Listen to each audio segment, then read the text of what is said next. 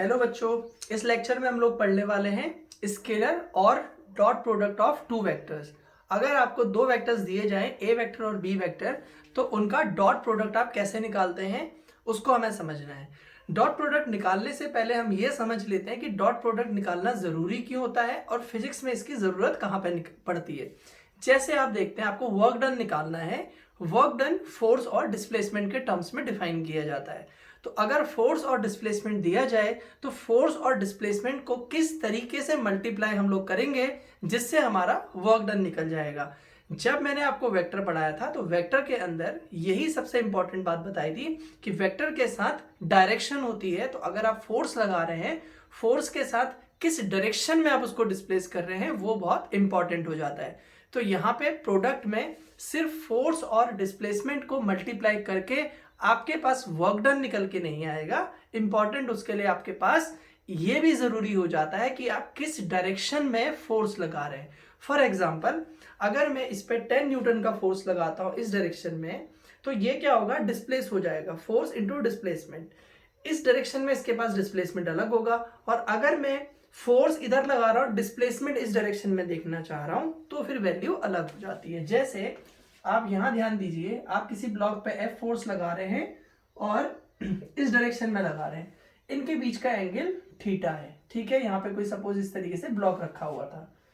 अब आप समझने की कोशिश करिए कि अगर आप इस ब्लॉक पे फोर्स लगा रहे थे, जिस ब्लॉक की मैं बात कर रहा हूं, अगर आप इस डिस्प्लेसमेंट को इसी के अलोंग लेंगे तो ऑब्वियस सी बात है सबसे ज्यादा डिस्प्लेसमेंट करेगा।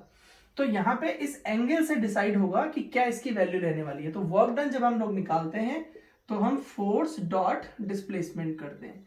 तो इन दोनों का हम लोग कैसा प्रोडक्ट लेना पसंद करते हैं, स्केलर प्रोडक्ट या डॉट प्रोडक्ट। स्केलर प्रोडक्ट ही क्यों लिया, क्योंकि वर्क डन एक स्केलर क्वांटिटी होती है। तो इनको अगर मैं जब स्केलर प्रोडक्ट इसलिए बोल रहा हूं कि मैं अगर इनका प्रोडक्ट निकालूंगा, मल्टीप्लाई करने वाला हूं, तो एक स्केलर वैल्यू निकल के आएगी फोर्स और डिस्प्लेसमेंट की। तो जो फिजिकल क्वांटिटीज वेक्टर्स होती हैं तो उनके लिए वेक्टर प्रोडक्ट ले लिया जाता है, और जो आपके पास स्केलर होती हैं उनके लिए हम लोग स्केलर प्रोडक्ट से उनको डिफाइन कर देते हैं। वेक्टर प्रोडक्ट के साथ डायरेक्शन होती है, स्केलर प्रोडक्ट के साथ सिर्फ मैग्नीट्यूड होगा, डायरेक्शन नहीं होगी, जैसा कि वर्क डन के केस में आप देख रहे हैं। आप समझे होंगे कि आप इस तरीके से, जैसे आपने क्लास 10th में भी देखा होगा कि को कुली वाला क्वेश्चन होता है कि भाई कुली अगर सर पे सामान रख के चल रहा है तो उसने, और वो चल रहा है, तो आपका फिजिक्स के लैंग्वेज में उसका वर्क डन 0 हो जाता था।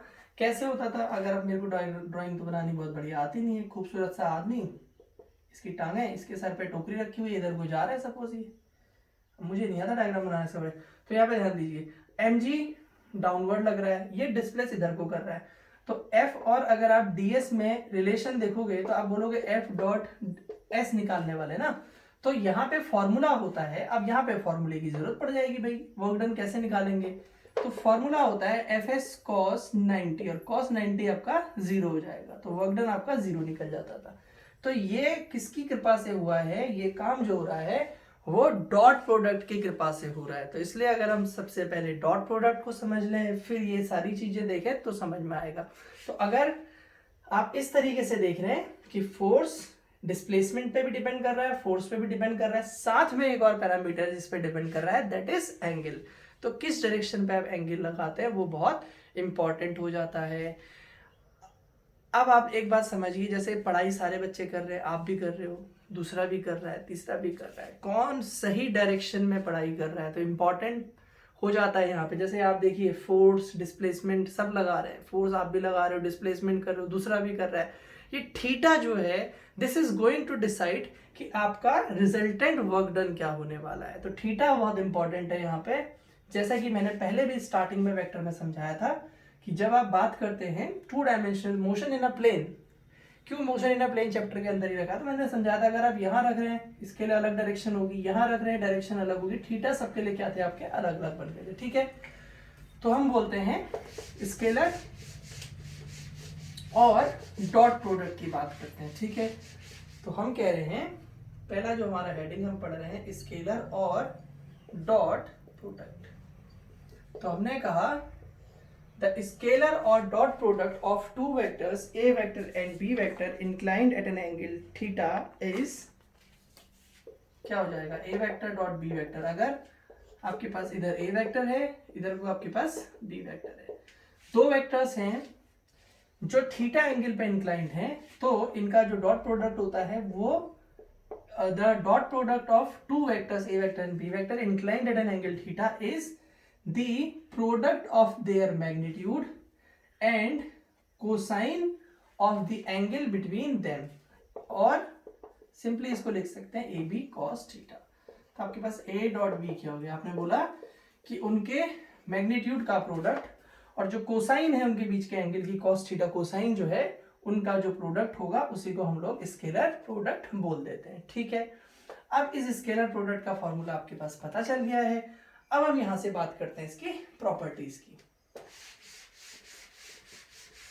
हम लोग बात करेंगे सीधे इसकी प्रॉपर्टीज की। प्रॉपर्टीज आपको बहुत ज्यादा हेल्प करेंगी आगे क्वेश्चंस को सॉल्व करने में। पहली प्रॉपर्टी जो होती है इसके बारे में बोल देते हैं, ये कॉम्यूटेटिव होता है। कॉम्यूटेटिव है, कॉम्यूटेटिव का मीन्स होता है ए vector dot B vector is equal to B vector dot A vector. Previously भी पढ़ाया हुआ है मैंने। प्रीवियसली कैसे पढ़ाया हुआ था कि कॉम्यूटेटिव का मतलब क्या होता है, अगर राम और इधर श्याम बैठा हुआ है, अगर श्याम और राम की पोजीशन को हम चेंज कर देते हैं, पोजीशन चेंज करने से कोई फर्क पड़ने वाला अगर नहीं है तो कॉम्यूटेटिव होता है, अगर पोजीशन चेंज करने से फर्क पड़ता है तो वो नॉन कॉम्यूटेटिव हो जाएगा।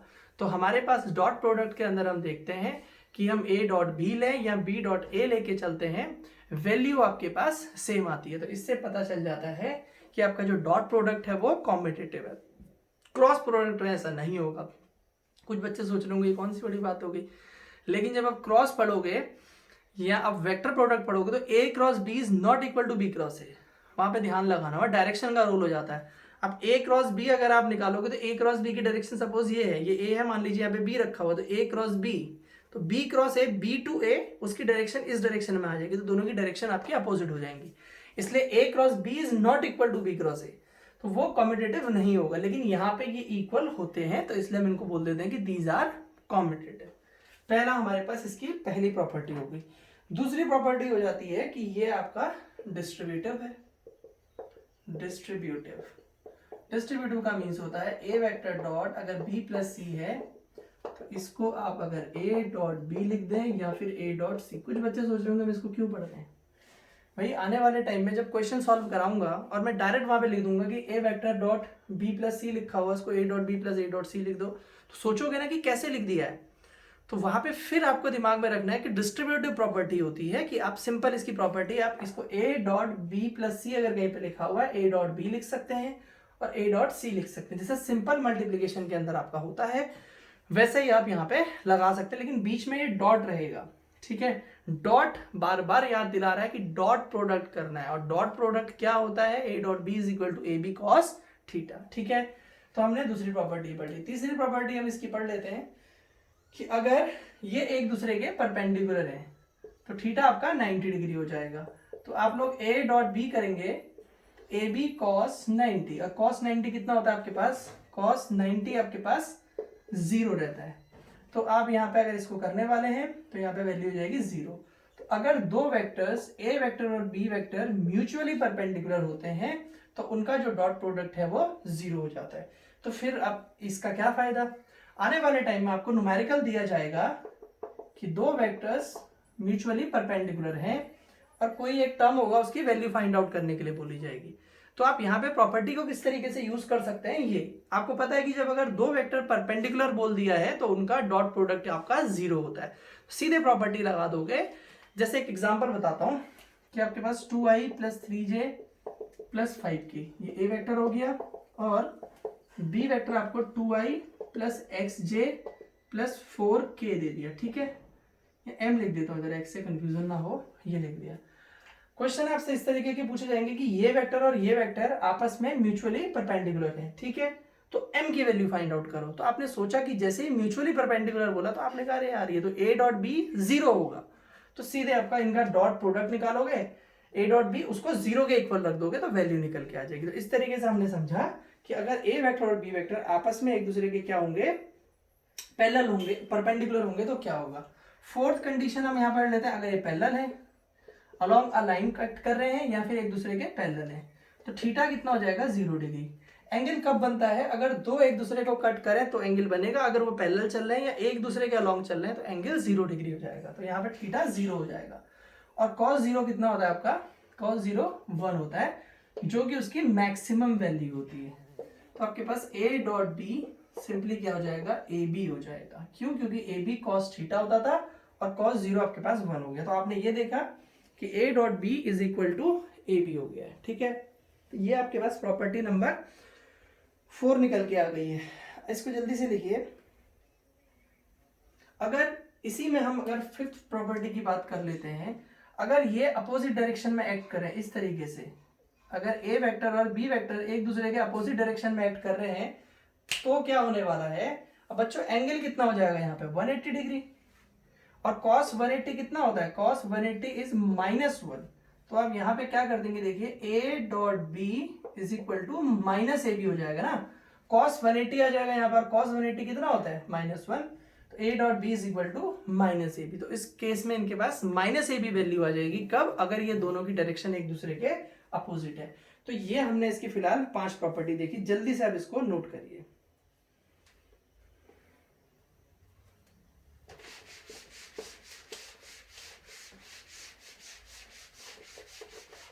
नेक्स्ट प्रॉपर्टी है कि product of a vector to itself अगर आप निकालें, 6 प्रॉपर्टी की बात कर रहे हैं।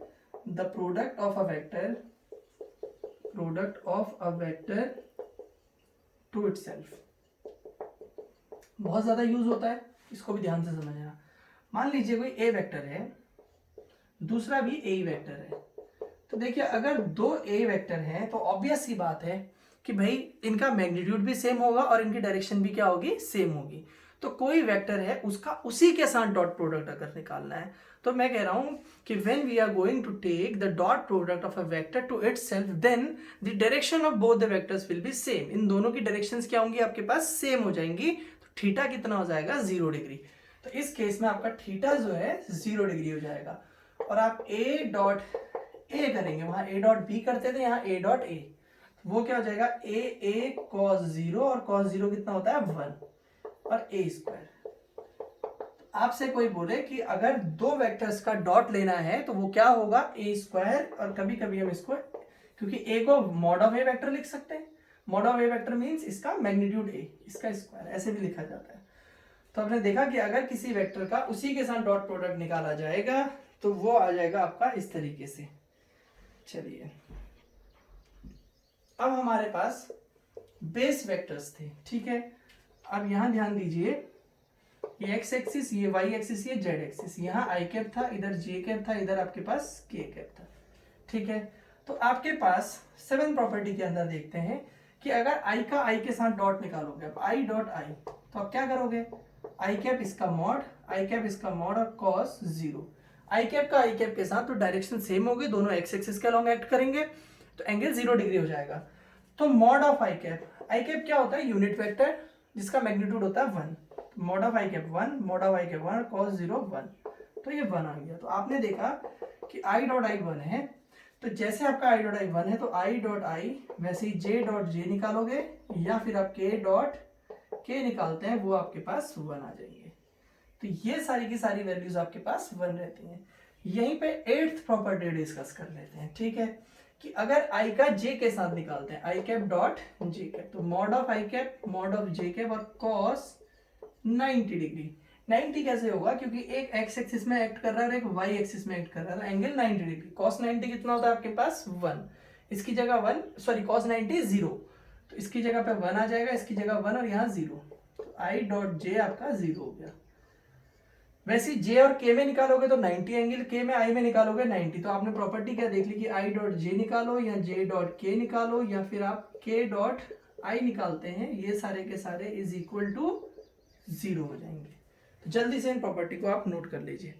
मीन्स क्या पढ़ा आपने कि अगर आप डॉट प्रोडक्ट निकाल रहे हैं सेम का आई के साथ, जे का जे के साथ, के का के साथ, तो 1 आएगा, और अगर आई का जे के साथ और जे का के साथ अलग के साथ निकाल रहे हैं तो वहां पे फिर आपका वो 0 हो जाता है, जो कि हम न्यूमेरिकल्स, जब भी हम कोई भी डेरिवेशन सॉल्व करेंगे, न्यूमेरिकल प्रॉब्लम सॉल्व करेंगे, तो डायरेक्ट हम इसको अप्लाई कर देंगे। जल्दी से इसको आप नोट कर लीजिए।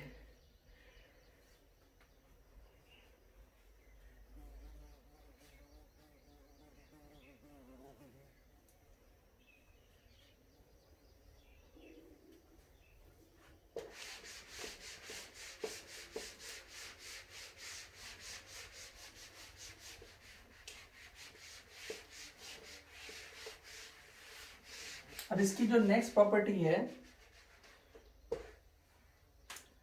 नेक्स्ट इसकी दो प्रॉपर्टी, मैं अभी इसको बाद में पढ़ाऊंगा, पहले मैं एक छोटा सा टॉपिक पढ़ा रहा हूं। Scalar product in terms of rectangular component.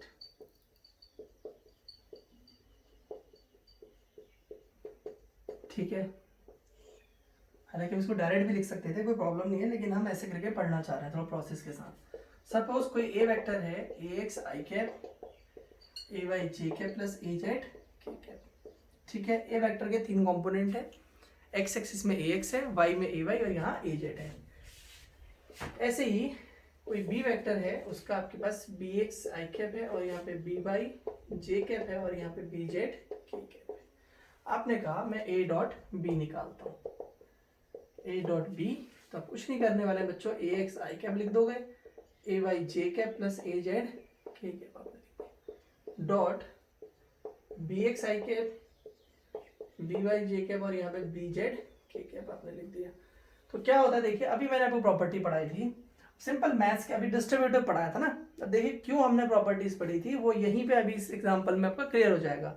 Distributive पढ़ा था, तो डिस्ट्रीब्यूटिव का मतलब होता है कि ये वाला जो है ये इसके साथ इसके साथ इसके साथ डिस्ट्रीब्यूट हो सकता है, मींस इसके साथ भी प्रोडक्ट होगा, इसके साथ भी होगा और इसके साथ भी होगा। ठीक है, वैसे ए वाई जे कैप का लोगे तो ये सबके साथ होगा प्रोडक्ट, ए जेड के कैप का लोगे सबके साथ होगा। बीच में यहाँ पे इस चीज को ध्यान लगाना है कि बीच में आपका डॉट है।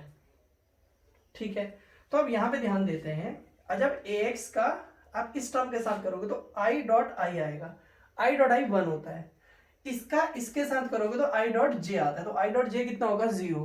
उस टर्म को मैं लिखूं क्यों, तो मैं यहाँ पे ध्यान से लिखता हूँ पहले कि भाई I dot I, J dot J और के डॉट के ये 1 होते हैं, और I dot J, J dot के या फिर के डॉट आई अगर मैं करूंगा वो हो जाएगा 0। तो मैं इन बात को, in keeping mind these things, what we are going to do, we are going to product. तो यहाँ पे इसका इसके साथ करते हैं तो क्या आएगा, देखो यहाँ पे बच्चों सीधे आ जाएगा ए एक्स बी एक्स आ जाएगा, आई डॉट आई 1 हो गया। फिर इसका इसके साथ करिए I dot J, I dot J कितना है 0, तो इसको मैं करूंगा ही नहीं, क्यों करूं मैं, इसका आई का के साथ, तो आई डॉट के, आई डॉट के या के डॉट आई भी 0 होता है। फिर जे वाले का जे वाले के साथ कर दो, तो ए वाई बी वाई हो जाएगा और यहाँ पे हो जाएगा प्लस ए जेड, ऐसे ही बी जेड हो जाएगा। तो ये आपके पास ए डॉट बी, इस तरीके से आप लोग फाइंड आउट कर सकते हैं कि ए डॉट बी निकालना है। तो रेक्टेंगुलर कंपोनेंट में लिख करके इस तरीके से हम उसका प्रोडक्ट फाइंड आउट कर सकते हैं। अब अगर हमसे पूछा जाएगा, मैंने कहा था प्रॉपर्टीज को मैं रोक रहा हूँ 1 मिनट के लिए, अब मान लीजिए आपसे बोला जाता है कोसाइन निकालिए, लास्ट प्रॉपर्टी फॉर्मूला में पढ़ा रहा हूँ कि जो कॉस बन रहा है, कॉस का एंगल क्या होता है। तो अब इसी प्रॉपर्टी को, इसी को लिखते हुए आगे देखिए, ए डॉट बी क्या था, ए बी कॉस थीटा। तो कॉस थीटा क्या होगा बच्चों, A dot B upon A B, या फिर आप इसको ऐसे भी लिख सकते हैं, ए डॉट बी, ए क्या है आपका मॉड ऑफ ए वेक्टर, ये मॉड ऑफ बी वेक्टर। तो आपसे अगर कोई कोसाइन निकालने के लिए बोले और आपको 2 वेक्टर दे दे तो आप कैसे निकालेंगे, a dot b, a dot b कैसे आता है, a x b x plus a y b y plus a z b z. तो मैं ए डॉट बी की जगह पे तो ये लिख देने वाला हूं अभी यहाँ पे। ठीक है, अब मॉड ऑफ ए वेक्टर की बात करते हैं। तो जैसे आपके पास ये दिया हुआ है, इसका मॉड ऑफ ए वेक्टर क्या होगा, mod of a x i cap plus a y j cap और a z k cap. Last वाले वीडियो में, इससे पहले वाले वीडियो में मैंने आपको ये पढ़ाया हुआ था। ये क्या निकलता है आपका, ये आ जाएगा, रूट लगाते हैं आप, ए x square, a y square और ए जेड स्क्वायर। ठीक है, और ऐसे ही आप अगर मॉड ऑफ बी वेक्टर निकालने जाएंगे तो वो हो जाएगा root of b x square b y square plus b z square. तो आपने यहां से कॉस थीटा क्या ले लिया, a dot B upon mod of a vector mod of b vector था। इसकी जगह आपने ए एक्स क्या टर्म थे, हमने जब इनका डॉट लिया था तो ए एक्स बी एक्स आया था, ए वाई बी वाई आया था, plus a z b z आया था upon root of a x square a y square plus a z square था, और यहाँ पे root of b x square b y square और बी जेड स्क्वायर था।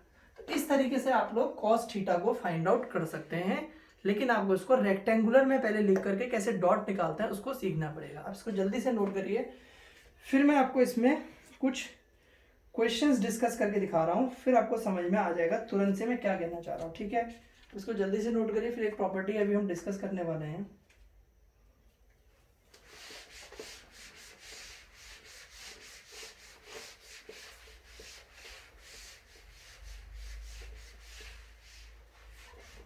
एक क्वेश्चन लिखते हैं, फाइंड द एंगल बिटवीन, आप लोग लिखिए इसको, find the angle between vectors a vector is equal to i cap plus 2j cap minus k cap. एक वेक्टर आपके पास ये दिया हुआ है, दूसरा वेक्टर है minus i plus j plus 2k। आपके पास ये दो वेक्टर्स दिए हुए हैं, इनके बीच में आपने क्या करना है, आपके पास ये दो वेक्टर्स हैं, इनके लिए आपने क्या करना है, इनके बीच का एंगल फाइंड आउट करना है। तो आपने क्या किया, सॉल्यूशन में जाके आपने बोला कि भाई ए डॉट बी जो होता है वो होता है ए वेक्टर का मॉड बी वेक्टर मॉड और कॉस थीटा। तो कॉस थीटा निकालना है या थीटा निकालना है, तो पहले कॉस थीटा निकाल लूं, a dot B upon mod of a vector dot sorry mod of b vector. तो ए वेक्टर आपको ये गिवन है, तो मॉड ऑफ ए वेक्टर अगर आपसे कोई बोलेगा तो आप मॉड लगा देंगे आई प्लस 2j माइनस के, फिर ये हो जाएगा root of 1 square plus 2 square plus के साथ कितना है -1, इसके आगे कुछ नहीं लिखा है, -1 है। ठीक है, प्लस के होता तो 1 हो जाता, नहीं तो -1 हो गया। ठीक है, तो यहाँ पे रूट 1 प्लस 4 प्लस 1 तो कितना आ गया, root 6। Mod of a vector आपके पास रूट 6 आ गया। इसी तरीके से आप मॉड ऑफ बी वेक्टर लिखेंगे, बार बार इसको लिखना क्या है बच्चों, इसकी बात कर रहे हैं, तो यहाँ पे रूट आ जाएगा क्या, -1 का स्क्वायर ये प्लस 1 स्क्वायर प्लस -2 स्क्वायर, तो root of 1 plus 1 plus 4 is equal to root 6। तो mod of a vector root 6 आ गया, mod of b vector root 6 आ गया। अब आप बात कर लो ए डॉट बी की। ए डॉट बी की जब आप बात करते हैं तो आपने करना क्या है, आई प्लस 2j माइनस के और यहाँ dot minus i plus J minus 2k। अब मैंने अभी आपको प्रॉपर्टीज में सिखाया था कि आई डॉट जे 0 होता है, आई डॉट के 0 होगा। तो अपोजिट वालों के साथ मतलब दूसरे के साथ मल्टीप्लाई करने का कोई मीनिंग ही नहीं होता है डॉट प्रोडक्ट के अंदर, क्योंकि वो आपको 0 वैल्यूज दे देते हैं। तो किसके साथ आपको मल्टीप्लाई करना चाहिए, आई का आई के साथ, जे वाले का जे वाले के साथ, के वाले का के वाले के साथ। तो क्या होगा देखो यहाँ पे, इसका इसके साथ करूंगा तो माइनस आई डॉट आई, फिर ये 2 है ये 1 है यहाँ, तो plus 2 J dot J minus minus plus हो जाएगा, देखिए 2 के डॉट के, साइड में लिख दो I dot I J dot J के डॉट के, ये क्या होते हैं आपके 1 होते हैं, और आई कैप डॉट जे कैप या फिर जे डॉट के निकालो या फिर के डॉट आई निकालो, ये 0 होते हैं। ठीक है, आई डॉट आई 1, तो ये आपके पास कितना हो गया, -1 प्लस 2 प्लस 2। ठीक है, तो कितना हो गया, देखिए आपके पास 4 और ये आपका चला गया तो यहाँ पे बच गया 3। तो आपने ए डॉट बी इतना निकाल दिया, तो आपके पास देखिए सारी वैल्यूज आ गई है। आप इस फॉर्मूले में उठा करके लिख दें तो क्या हो जाएगा, cos theta is equal to a dot b. A dot b की वैल्यू कितनी आई है आपके पास, 3 आई है, अपॉन ये था रूट 6 और ये भी रूट 6, तो रूट 6 6 हो जाएंगे, तो ये आ गया आपका 1/2, और 1/2 कॉस में किसकी वैल्यू होती है, cos 30 की। तो वाह वाह वाह वाह 60 डिग्री की वैल्यू, थीटा कितना आ गया आपके पास, 60 डिग्री। तो इस तरीके से आपने देखा कि आप किस तरीके से इनके बीच का एंगल फाइंड आउट कर सकते हैं। This is theta is equal to 60 degree. चलिए अभी और इसमें आगे को बढ़ते हैं, कुछ फॉर्मूले हम लोग और डिस्कस कर लेते हैं और क्वेश्चन हम लोग और बना सकते हैं। तो एक प्रॉपर्टी इसमें मैं जैसे भी सपोज आपके साथ और डिस्कस करना चाहूँ कि शो दैट, क्वेश्चन लिख लीजिए, show that scalar product of 2 vectors is commutative. एक सिंपल क्वेश्चन आपसे ऐसा पूछ दिया जाए, show that scalar product of two vectors is commutative, आपको उसको कॉम्यूटेटिव प्रूफ करके दिखाना है। तो आप ये देख लीजिए कि सपोज आपने कहा कि ये ए वेक्टर है और ये आपके पास बी वेक्टर है, ठीक है, थीटा एंगल पे लगे हुए हैं। तो आप इसको ए वेक्टर बोल दीजिए, इसको बी वेक्टर बोल दीजिए, थीटा एंगल हो गया। बच्चों अगर ये एंगल थीटा है तो ये कितना बचेगा, ये वाला एंगल आपका 360 माइनस थीटा हो जाएगा, ठीक है। तो आपने बोला कि अगर दो वेक्टर मैं लेके चल रहा हूँ, एक वेक्टर ए वेक्टर है, एक बी वेक्टर है और उनके बीच का एंगल थीटा है, तो जो दूसरा वाला एंगल हो जाएगा उसको हम लोग ले लेंगे कितना, आपके पास वो हो जाएगा 360 डिग्री माइनस थीटा। तो आप क्या करेंगे, देखिए ए डॉट बी निकालो, ए डॉट बी निकालोगे तो क्या होता है formula, a B cos theta. अब अगर आप बी डॉट ए निकालना शुरू करते हैं, बी डॉट ए, तो वो हो जाएगा बी ए कॉस 360 माइनस थीटा, और cos 360 माइनस थीटा क्या होता है आपके पास, cos थीटा, तो आपके पास बी ए कॉस थीटा हो जाएगा।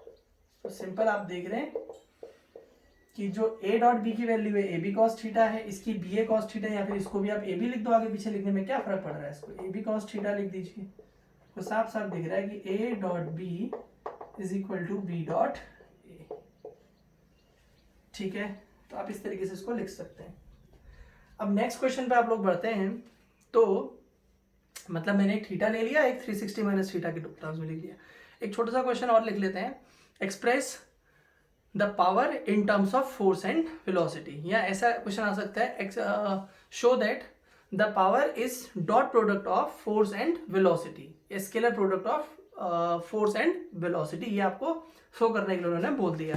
तो अब इसको कैसे शो करते हैं, क्वेश्चन क्या बोला उन्होंने कि आपको ये शो करना है, पावर आपके पास जो है फोर्स और वेलोसिटी के डॉट प्रोडक्ट के फॉर्म में। एक क्वेश्चन ये, एक क्वेश्चन इसमें वैल्यू दे करके फिर उसको सॉल्व करने के लिए बोल सकता है। तो क्वेश्चन तो आपको जो मैंने बोला आपने लिख लिया, उसका सोल्यूशन देखते हैं। देखिए पावर क्या होता है, rate of work done, rate of work done, power का मतलब रेट ऑफ वर्क डन होता है। और आपको इसको मैथमेटिकली लिखना है तो आप कैसे लिखते हैं, D W upon D T लिख सकते हैं, work done upon time. D W force into displacement होता है, F dot D S upon D T, आप लिख सकते हैं इसको, work done force into displacement. तो फिर आप क्या कर देंगे, देखिए इसको F vector dot D S upon D T, distance upon time क्या होता है बच्चों, वेलोसिटी, तो इसकी जगह पे आप वी वेक्टर लिख सकते हैं। तो आप देख रहे हैं कि अगर आपसे कोई पावर निकालने के लिए बोलेगा, अगर आपको फोर्स और वेलोसिटी गिवन है और आपसे कोई पावर निकालने के लिए बोलेगा, तो you can find out the power that will be the dot product of force and velocity। कैसे, power dw upon dt, rate of work done होता है, वर्क डन को फोर्स डॉट डिस्प्लेसमेंट लिख सकते हैं। तो आप इस तरीके से इसको पढ़ सकते हैं। और एक आपसे एक क्वेश्चन आपका और यहाँ पे बना के आपको दे सकते हैं कि भाई किसी पार्टिकल पे आपके पास 2i plus 3j plus 4k force लग रहा है और वेलोसिटी उसकी है i minus j plus k, इस तरीके से कोई वेलोसिटी दे दी है। तो पावर आपसे बोल दिया कि भाई फाइंड आउट करो पावर, तो सोल्यूशन, तो सीधे सीधे तुम कहोगे भाई पावर का फॉर्मूला क्या होता है, एफ डॉट वी होता है। तो मैं एफ डॉट वी निकाल देता हूँ, इसको आप लोग नोट कर लीजिए, इसको हटा देते हैं। पावर का फॉर्मूला आपके पास एफ डॉट, पावर का फॉर्मूला, पावर स्केलर क्वांटिटी रहेगी एफ डॉट वी।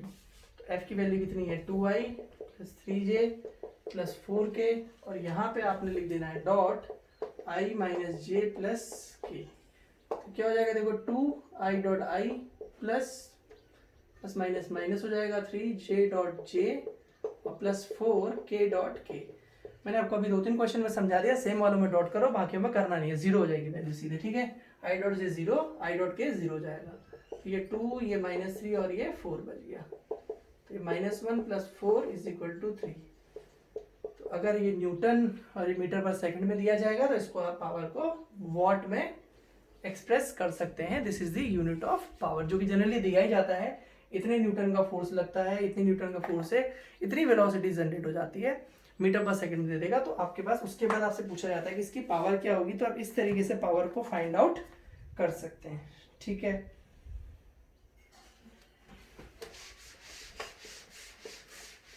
और आपसे इसमें क्वेश्चन पूछने की जो संभावना है वो है प्रूव दैट, क्वेश्चन है जैसे प्रूव दैट, क्या प्रूव करना है आपको कि जो वेक्टर्स हैं i plus 2j plus 3k, prove that vector इतना एंड एक और वेक्टर आपको दे दिया जाएगा, b vector is equal to 2i minus j cap are perpendicular to each other. ये आपसे क्वेश्चन कर दिया गया है कि आपके पास दो वेक्टर है, एक ए वेक्टर है एक बी वेक्टर है, आपको ये शो करना है कि ये एक दूसरे के परपेंडिकुलर है। तो सीधे दिमाग लगाओ कि परपेंडिकुलर के लिए क्या होता है। प्रॉपर्टी नंबर 3 पे चले जाते हैं। तो प्रॉपर्टी नंबर 3 मैंने पढ़ाई थी। अब ऐसे याद नहीं करना है प्रॉपर्टी नंबर 3, ऐसे कि इसमें लिखना है कि मैं प्रॉपर्टी, ऐसा कुछ नहीं होता है। वो तो मैंने जो अपना सीक्वेंस पढ़ाया था उससे मैं कह रहा हूँ। A dot b, a B cos theta होता है if a vector and b vector are perpendicular. क्या हो जाएगा, थीटा 90 डिग्री और कॉस 90 आपके पास क्या हो जाएगा, 0। ठीक है, ए dot B is equal to 0। तो भाई मुझे पता है कि अगर दो वेक्टर एक दूसरे के परपेंडिकुलर होते हैं तो उनका जो डॉट प्रोडक्ट है वो 0 होता है। तो मैं क्यों ना एक काम करूं कि इसका और इसका डॉट निकालूं और डॉट निकालने के बाद फिर मैं उसको बोल दूं कि भाई ये डॉट प्रोडक्ट 0 आ रहा है, इसका मतलब ये आपस में एक दूसरे के क्या होते हैं, परपेंडिकुलर होते हैं। तो सबसे पहले मैं इनका डॉट निकालने के लिए जाता हूँ। ये तो मैंने समझने के लिए बोल दिया कि भाई ऐसा होगा, i plus 2j plus 3k dot 2i minus J. I वाले का आई वाले के साथ करेंगे तो 2i डॉट i और j का j के साथ माइनस 2j डॉट j, बाकी 0 हो जाएंगे, वो मैं पहले ही बोल चुका हूँ। i dot i 1, j dot j 1, तो 2 माइनस 2 कितना हो जाएगा, 0। क्या हम लोग यहाँ पे देख रहे हैं कि डॉट प्रोडक्ट है 0 है, तो आप बोलेंगे as the dot product of two vectors is 0, the given two vectors are mutually perpendicular। तो इस तरीके से आप इसको प्रूफ करके दिखा सकते हैं। जल्दी से इसको कर लीजिए। अब ऐसा क्वेश्चन भी आपसे पूछा सकता था, मान लीजिए यहाँ पे एम के कैप लिख देता, आपसे बोलता है ए वेक्टर इतना, बी वेक्टर इतना, are perpendicular to each other, find value of m, find value of m. तो आप लिखते ये इफ इतना ऐसा होगा तो a dot B is equal to 0। ठीक है, आप सेम चीज करते हैं यहाँ पे। तो उसके बाद आपने क्या करना था, अगर इस टाइप का क्वेश्चन पूछा जाता तो आपने इज इक्वल टू यहाँ पे 0 लिख देना था और यहाँ पे ले आना था m। आपसे बोला जाता है if vectors are perpendicular then find the value of m, m की वैल्यू क्या होगी, तो आपने ये लिख देना है। ठीक है, अब नेक्स्ट लाइन पे क्या करोगे आप, वही चीज आप करने वाले हैं यहाँ पे। इसको चलिए मैं यहाँ पे यहाँ लिख देता हूँ इनको, ये जो भी था उसको वैसे ही रहने दो, मुझे ध्यान भी नहीं है क्या था। 3 के कैप लिख दिया मैंने, यहाँ पे m लिख दिया क्योंकि ये टर्म का तो कोई मीनिंग ही नहीं है ना इस क्वेश्चन के हिसाब से। तो यहाँ क्या हो जाएगा, 2i डॉट i और minus m j dot j is equal to 0। तो यहाँ पे 2i डॉट i 1 हो जाता है, minus m is equal to 0। तो m की वैल्यू कितनी आ जाएगी, यहाँ से 2 आ जाएगी।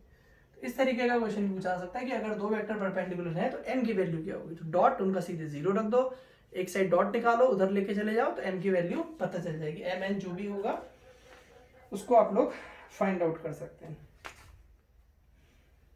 इस तरीके से आपके पास अदर क्वेश्चंस भी रहते हैं। तो हम क्या करेंगे, एक अलग से एक लेक्चर बना देंगे जिसमें हम इसके प्योर क्वेश्चंस ही डिस्कस करेंगे। तो नेक्स्ट लेक्चर में हम लोग सिर्फ इसके क्वेश्चंस डिस्कस करेंगे। Thank you.